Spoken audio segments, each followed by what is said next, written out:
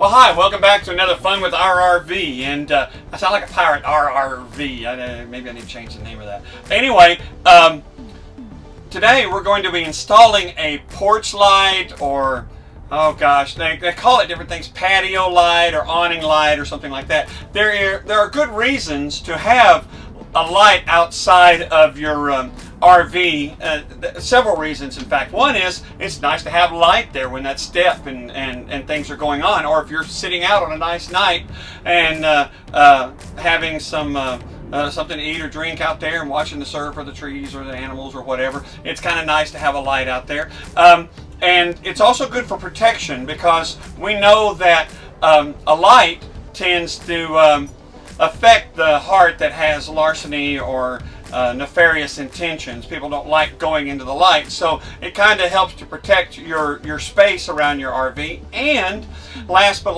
not least, it helps you find your RV. Sometimes we've camped in these RV sites, camps that have 100 RVs or something like that, and they're kind of dark. There's not a street light on every single pad, and sometimes it's hard to find your RV. So you see people who have blue lights and lights around the bottom and lights across the top and all kinds of different lights on there. And part of the reason to do that is so you can tell, well, there's my RV right there, when you're just driving down the road, a bunch of dark RVs. And let's face it, those little signs that are right there by the pads that say 34 or something like that aren't that easy to see. So one pad looks just like another. So it helps you to find your RV. So a lot of good reasons to have a light for your RV. And okay, that's great. All right. Why on earth is somebody calling me? I don't even know if anyone. Great. Okay, I'm gonna have to start over. Okay, good. Well, apparently that phone call was somebody reminding me that my extended warranty was about to expire. I guess I better need to check on that. Well, anyway, here's what we're going to do. We're going to install that porch or patio light today. Now, I have to give credit where credit is due. I have been looking at what should I do for this sort of thing. I even purchased some solar lights that you can hang on the awning or something like that, but then sometimes you don't want those up, and frankly they were pretty bright. They were lighting up the neighborhood. And so I was trying to come up with something that wasn't as bright but still pretty effective. And I ran across a fellow YouTuber he calls his site AZ Boomer. Yeah, that's what he says. That's what it is. And he's a real nice guy. And he came up with this idea with this little LED sort of light. And here it is right here.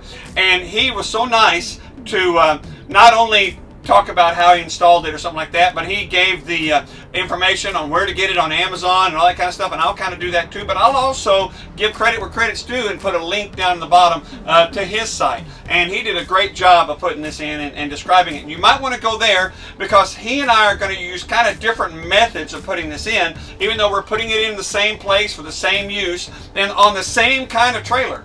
But I use different kinds of wire connectors and things like that. So check out his site as well as ours, and then use the one that you think works best for you. Now, like I always say though, I'm not the expert. He was kind of an expert at this. He was really sharp. But I am learning with you. We're going to learn about this together. We're going to use some of the things he suggested and some other things I have read up on how to connect this up, and we're going to learn about doing this together. And we're going to install this really nice LED light by the front door of our Coleman 17B. Okay, the first thing we're going to do is we're going to deal with this control panel right here on the end of the cabinet here by the sink on the 17B. This control panel is actually kind of sophisticated. You can turn on your water pump here. You can make your awning go out or come back. You can push one button and it'll tell you how much water you have in your water tank. It'll tell you how full your gray water tank is. All kinds of things like that. So it's one of the things that they really did right on the 17B. Now, it just so happens that right here is a little switch hole, I guess you could say, a place for putting the exterior light switch. I'm really hoping that there's some kind of switch or electrical connector or something like that behind here. Let's find out. All right, let's look right here. All right. Oh, a bunch of connectors. These are similar to what AZ Boomer had. He had these things that you just stick wires in and it clamps down and it's good to go. That's handy, and we'll be able to tell pretty soon which one of these we need to connect to, etc. We've got, what is this back here? We've got something here, and I'm not sure what that does, but I'm not going to worry about it right now. All right, I was hoping that there was some kind of switch or connector or something here. Well, there's not. All right, let's get that little, I guess, cat first to make sure they had the rocker switch I wanted, the exact same one I saw before. I get to Lowe's and they don't have it. They're like, oh, well, you know, we have some things online that we don't have in the store, blah, blah, blah, blah. I kind of hate that when they do that. They don't have it. So I started looking around, what do you have? Any other kind of rocker switches? Well, I found one. I found this nice little rocker switch right here that's going to work quite well, except it's a little bit bigger than the hole that's here. Well, for me, that's not going to be a problem because I've got a neat little tool here called a nipper tool, and this allows me to cut little square holes or little things out of the edges on something like this, and I can adjust the size of that hole just a fraction of a millimeter all the way around, and I will be able to put this one in. But the first thing I'm going to do is, I like to do everything right. Oh, by the way, you know what I thought? I said, you know what? I think I've got some old toggle switches, and yeah, I've got one right here. And so I got the toggle switches and all the things that go with it, and I tried to put that in there, and that didn't quite work. But I thought, well, I can put a washer behind it, like something like, say, like this. I could put this washer here,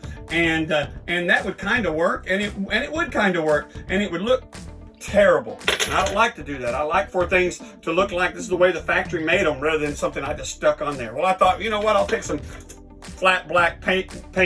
Now I decided that I would just buy the right thing. Well, Lowe's didn't want me to do that either. So what we're going to do is I'm going to use the nippers here, and I'm going to just cut out just a little bit around this thing to make this thing fit in, not this one, sorry, this one fit in there perfectly. Now, there's a chance it's going to obscure the little light, the little wording or whatever you want to call them, label that I have here. That's okay. I don't mind that. That's not a problem. We'll get back with you in a second. Almost done with my little nipping tool here, and get this cleaned up. Yep. See, and I was trying to preserve that little bit of the sign up there that says exterior. Look at that.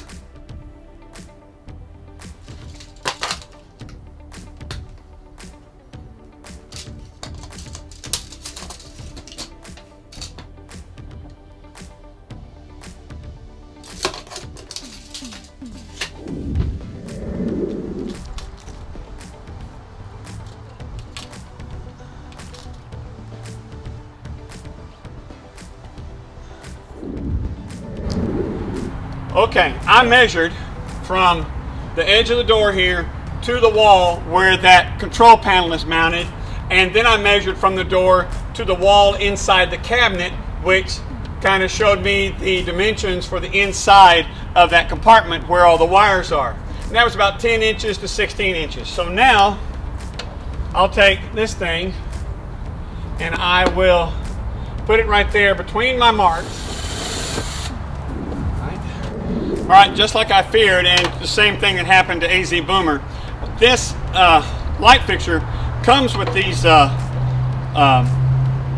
bolts that have a recessed Allen wrench kind of, thing there, and that's not, they're not going to reach. They're just not long enough to reach through here and in there and then come out.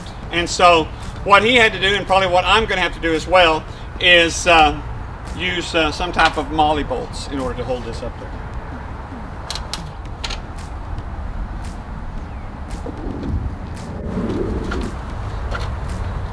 A little bit of silicone on the molly bolts and the hole through the wall here, because we don't want any water getting in there at all. Okay, well, as luck would have it, when you drill through here, that particular place that I chose to drill through, there's actually a wall on the back of the cabinet. That is about a ½ inch maybe piece of plywood or something like that. And if you drill far enough, but not too far, you actually hit that lumber. So you don't need a molly bolt, you don't need a bunch of things, but you've got to go a long ways in, and once you do it, you hit solid material.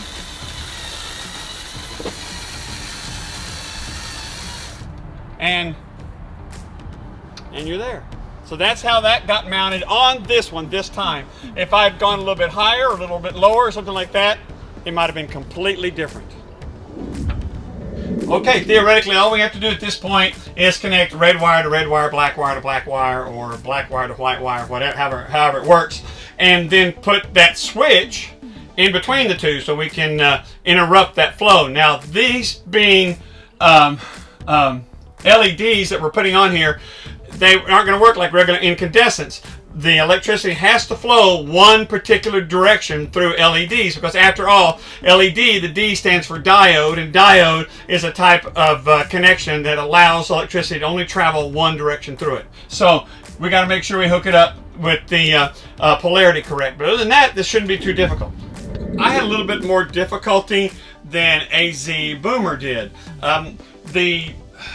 The little connector boxes that I have are some kind of different brand or something like that, and they're not wired the same way. But that's one of the problems with these B17s. I mean, every one of them is almost a little bit different than the one before. They're constantly changing models, or they're constantly getting different vendors for some of their parts and things like that. And the best example is the air conditioner, which sometimes is in the middle, sometimes is on the side, things like that. Okay, but the problem I had was great difficulty in finding 12 volts. And finally, after a bunch of prodding with my multimeter and a bunch of other things, I came to a weird conclusion that the 12 volts that comes into the panel and everything here is two wires. One of them is a white wire with a blue line on it, and the other one is a blue line with a blue wire with a white line on it. Let me say that again. One's a white wire with a little blue line, and one's a blue wire with a little white line. If you take your power off of those two wires, you got it made. And that's all there is to it. Watch, I'll demonstrate here real quickly. Just kind of looking out the door here, something like that. Maybe you'll even see it flash or something like that. Okay, and you can see I can do that. So I'm going to button this up and make sure everything's all soldered up, good in place. One of the things I'm doing differently than what AZ Boomer did is I'm using these neat little wire connectors. You put one in one side and one through the middle, then you bend this over, clamp it down, and everything's connected.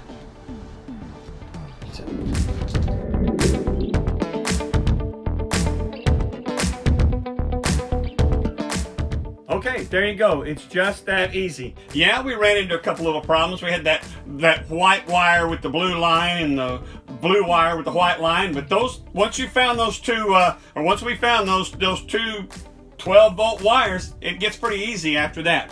But anyway, we got it going, and you can too. Okay, there we go, and it's just that easy.